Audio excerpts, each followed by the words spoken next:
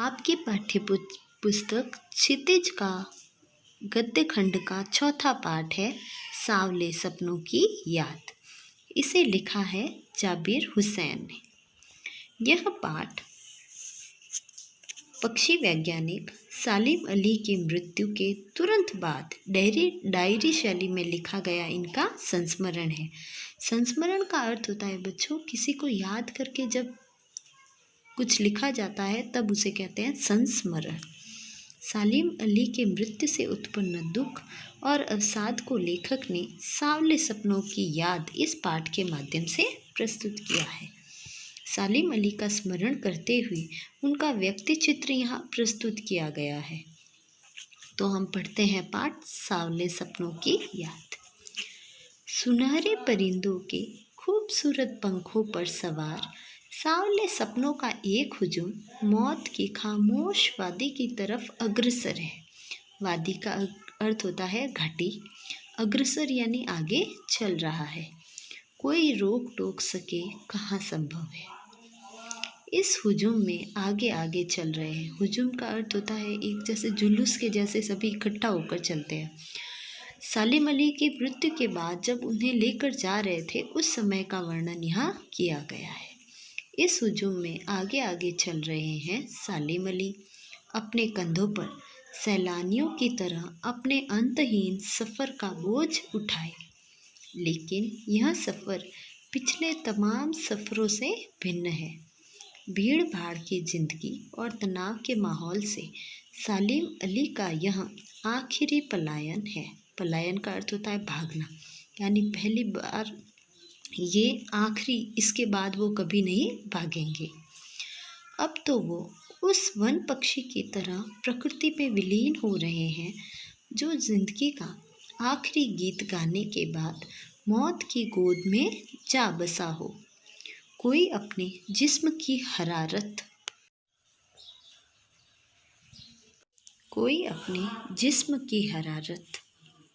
और दिल की धड़कन देकर भी उसे लौटाना चाहे तो वह पक्षी अपने सपनों के गीत दोबारा कैसे गा सकेगा। अब देखो बच्चों, यहाँ पर उस बात का वर्णन है जब सालिम अली की मृत्यु हो जाती है। जिस्म की हरारत का अर्थ होता है हरारत यानी उष्णता, गर्मी। जब हमारे शरीर से उष्णता निकल जाती है तब कहते हैं मृत्यु हो गई, सांस चलना बंद हो गया। तो अब लेखक कह रहे हैं अगर कोई व्यक्ति चाहे भी तो अपने दिल की धड़कन देकर भी उस पक्षी वैज्ञानिक को वापस लौटा नहीं सकता। अब वह वापस कभी नहीं आएगी। मुझे नहीं लगता कोई इस सोए हुए पक्षी को जगाना चाहेगा। वर्षों पूर्व खुद सालिम अली ने कहा था कि लोग पक्षियों को आदमी की नज़र से देखना चाहते हैं। यह उनकी भूल है। ठीक उसी तरह जैसे जंगलों और पहाड़ों, झरनों और आबशारों को वो प्रकृति की नज़र से नहीं आदमी की नज़र से देखने को उत्सुक रहते हैं। भला कोई आदमी अपने कानों से पक्षी की आवाज़ का मधुर संगीत सुनकर अपने भीतर रोमांच का सोता फूटता महसूस कर सकता है।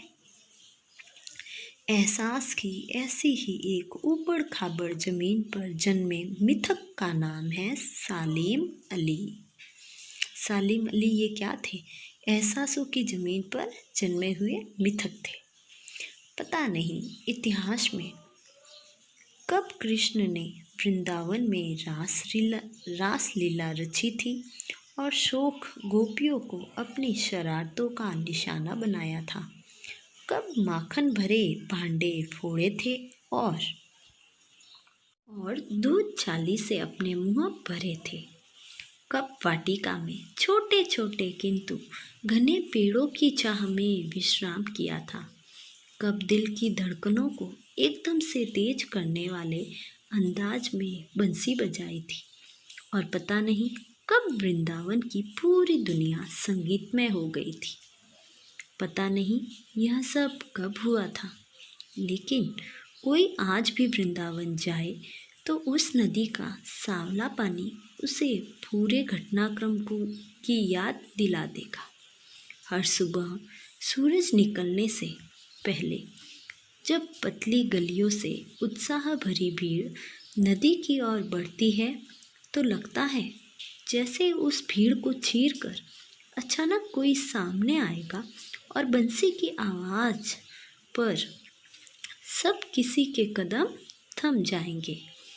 बच्चों, यहाँ बताया गया है कि कृष्ण वृंदावन में आज नहीं है, लेकिन आज भी हम अनुभव करते हैं। उसी तरह व्यक्ति रहे न रहे, लेकिन उसकी हर घटना को अनुभव किया जाता है। हर शाम सूरज ढलने से पहले जब वाटिका का माली सैलानियों को हिदायत देगा तो लगता है जैसे बस कुछ ही क्षणों में वो कहीं से आ टपकेगा और संगीत का जादू वाटिका से भरे पूरे माहौल पर छा जाएगा। वृंदावन कभी कृष्ण की बांसुरी के जादू से खाली हुआ है क्या? मिथकों की दुनिया में इस सवाल का जवाब तलाश करने से पहले एक नज़र कमज़ोर काया वाले उस व्यक्ति पर डाली जाए जिसे हम सालिम अली के नाम से जानते हैं। उम्र को शती तक पहुँचने में थोड़े ही दिन तो बच रहे थे।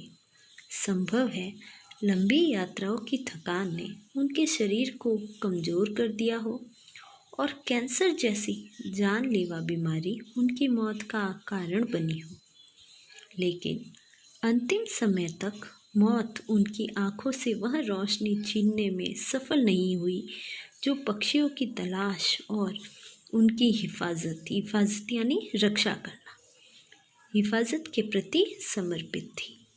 सालिम अली की आंख पर चढ़ी दूरबीन उनकी मौत के बाद ही तो उतरी थी। उन जैसा बर्ड वॉचर शायद ही कोई हुआ हो। हमारे भारत में सबसे अगर किसी को कहा जाए कि पक्षियों की रक्षा करने वाला कौन था तो वो कौन थे? सालिम अली।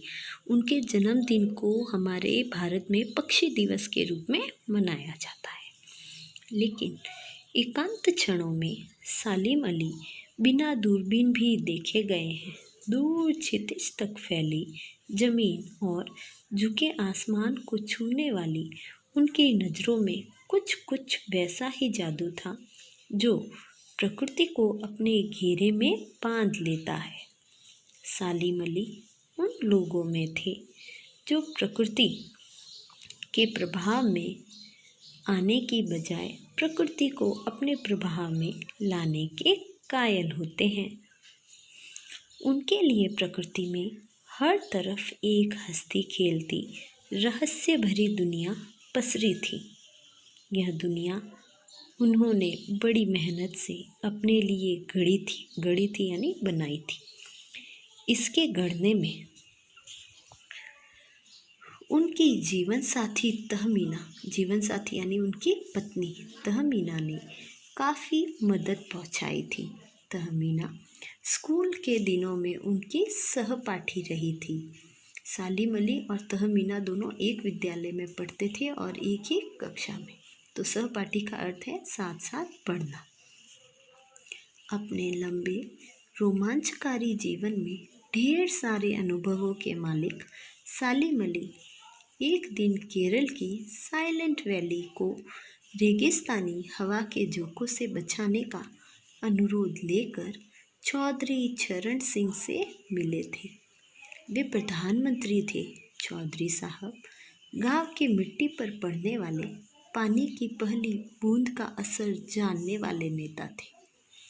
पर्यावरण के संभावित खतरों का जो चित्र सालिम अली ने उनके सामने रखा उसने उनकी आंखें नम कर दी थी। आज सालिम अली नहीं है, चौधरी साहब भी नहीं है। कौन बचा है जो अब सौंधी मिट्टी पर उगी फसलों के बीच, सौंधी यानी सुगंधित माटी पर उगी फसलों के बीच एक नए भारत की नींव रखने का संकल्प लेगा?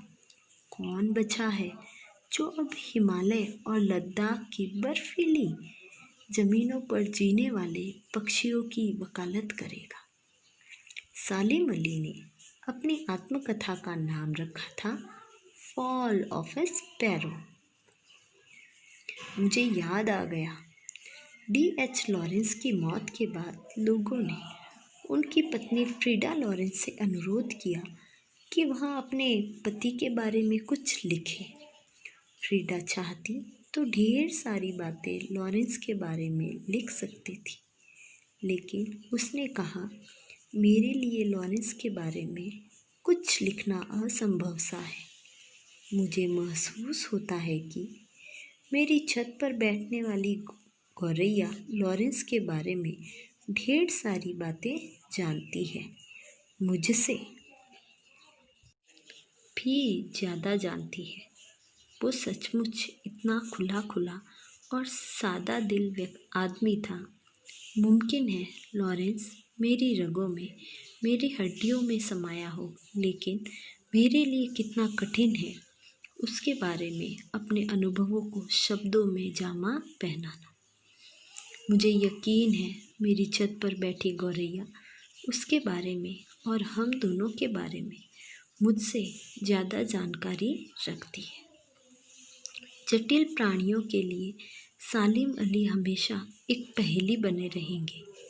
बचपन के दिनों में उनकी एयरगन से घायल होकर गिरने वाली नीले कंठ की वह गौरैया सारी जिंदगी उन्हें खोज के नए नए रास्तों की तरफ ले जाती रही। अब देखो, आपको बताया गया था सालिम अली की जो आत्मकथा है उसका नाम है फॉल ऑफ अ स्पैरो। अब यहाँ क्या बताया कि जब वो छोटे थे और एयरगन चला रहे थे तब एक गौरैया घायल होकर गिर गई थी। फॉल ऑफ ए स्पैरो का अर्थ होता है गौरैया का नीचे गिरना। उस घटना ने उनके जीवन को बदल के रख दिया। इसी से प्रेरित होकर उन्होंने अपनी आत्मकथा का नाम रखा फॉल ऑफ अ स्पैरो। जिंदगी की ऊंचाइयों में उनका विश्वास एक क्षण के लिए भी डिगा नहीं।